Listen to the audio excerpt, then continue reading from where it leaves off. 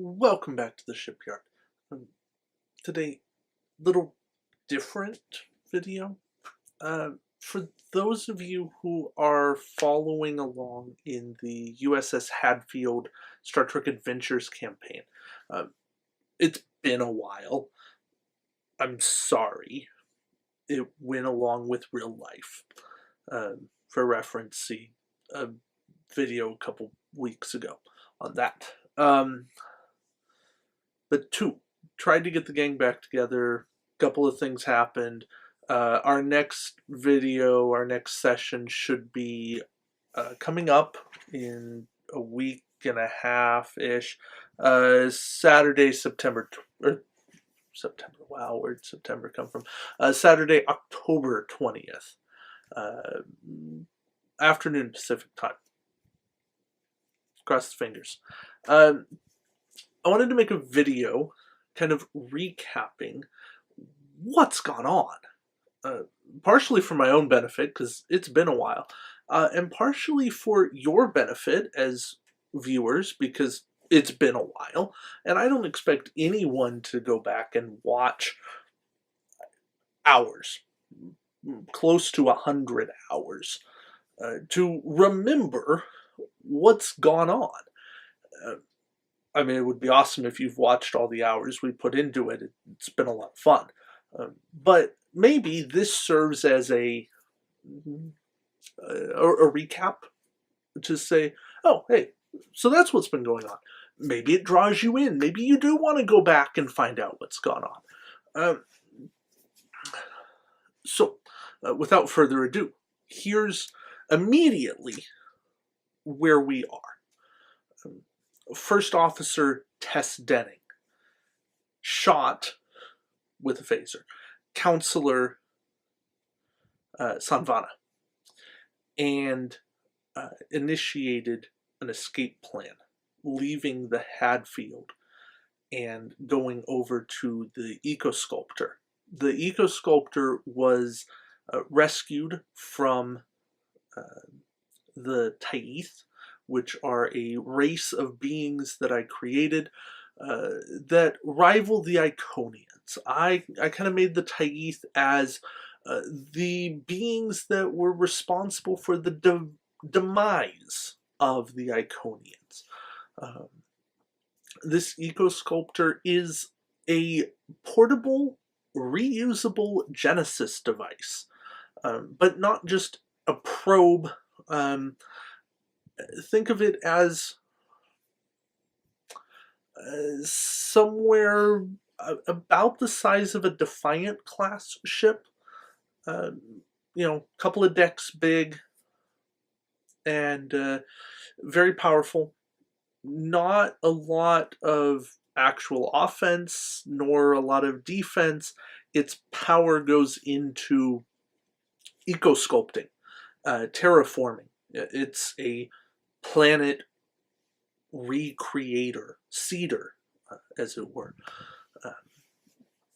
But as it stands, we have Tess Denning, Tess, Yorin, our Vorta, and a couple of other characters on board that Eco-Sculptor trying to figure out, well, they're figuring out how it works. Tess is using it as, it's safer over here than it is on the Hadfield. Now, why is she doing all of this? Well, several months ago in game time, not necessarily real life time, but game time, Tess was taken away by a Cardassian agent that Captain Descarone knew for years, and was told that Tess was needed for a secret mission that Admiral Shelby, yes, that Shelby, had authorized. So Tess went off,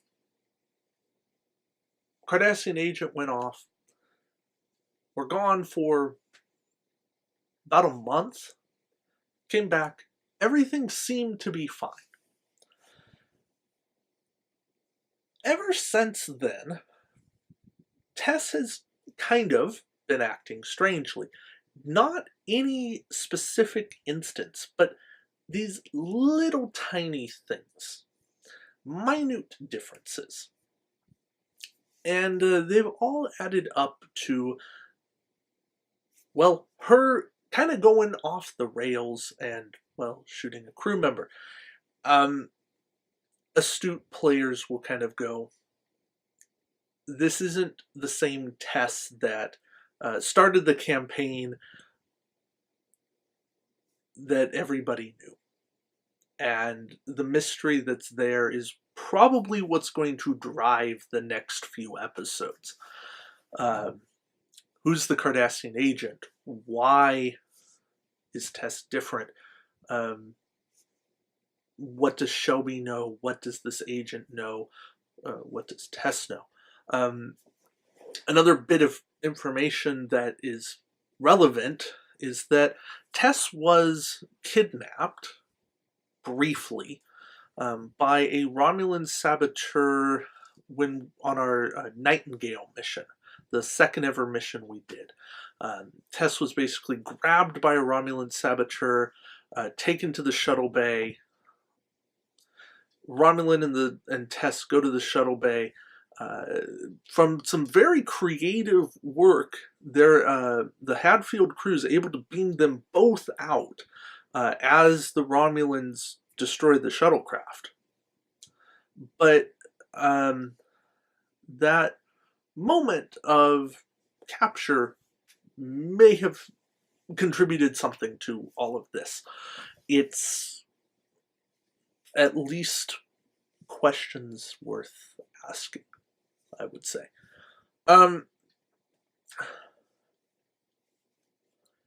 There is a plot twist, I mean, amongst many, but the crew very quickly is going to find that Captain Roan has also disappeared.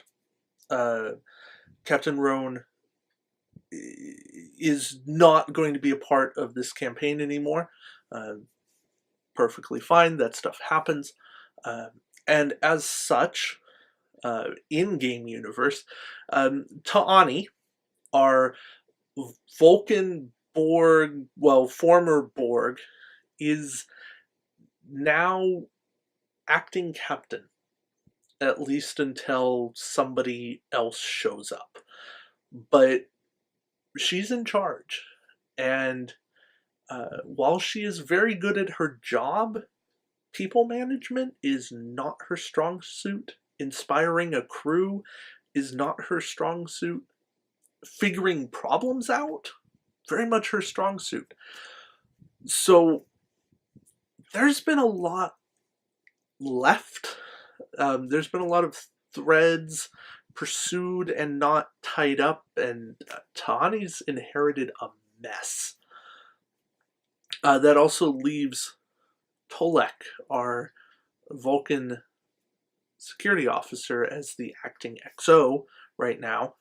It makes logical sense. His duties haven't changed all that much. So that's who's left kind of running the ship. We also have the counselor. I believe she is now promoted to second officer, which should scare people.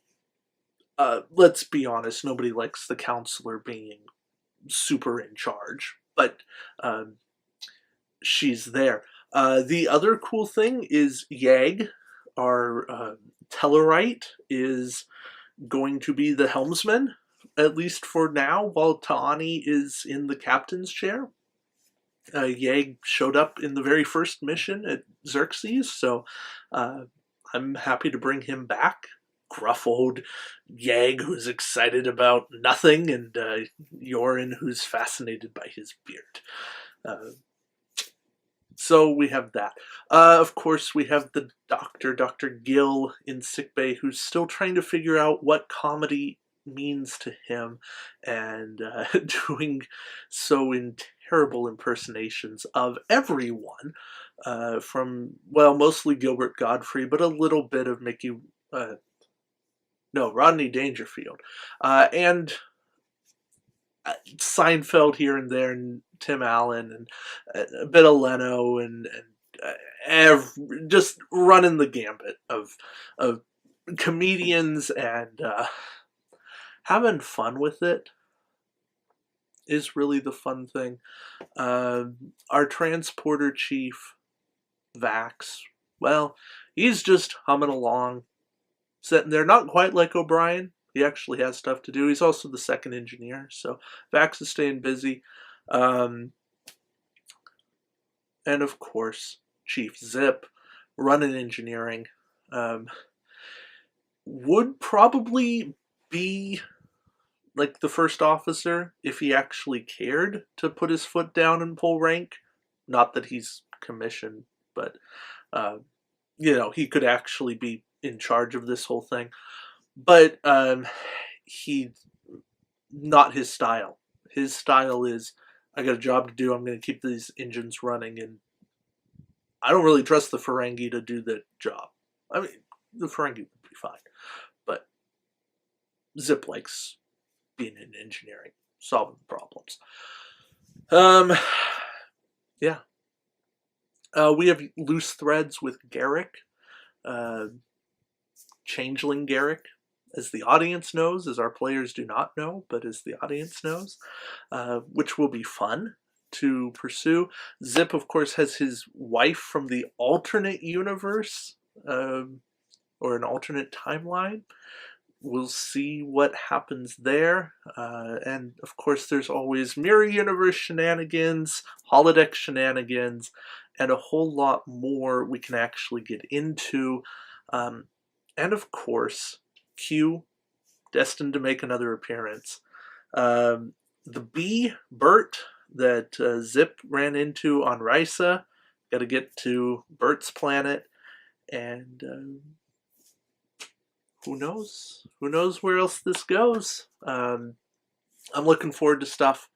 Hopefully, this has served as a bit of a recap, a bit of a teaser, not in a mean way, but a bit of a hype generator for what is possibly to come. As people know, with RPGs, the dice determine a lot, the players determine a lot. There are roads not taken. There will always be roads not taken. And there's new stuff coming up out of my head, out of their heads, and out of your heads, because I would love to see comments. Maybe not so much comments because my players are reading, but message me, email me. I'll leave my email in the description too, and we can talk about ideas for this campaign, because more weird ways to torment them and entertain you is always a good thing. So thank you very much, and I look forward to rolling more dice and being a little meaner of a GM here in the, I guess now, season 2, because we're a year into this campaign of the Hadfield. So thank you all for watching, and until next time, we'll see you around the shipyard. Take care.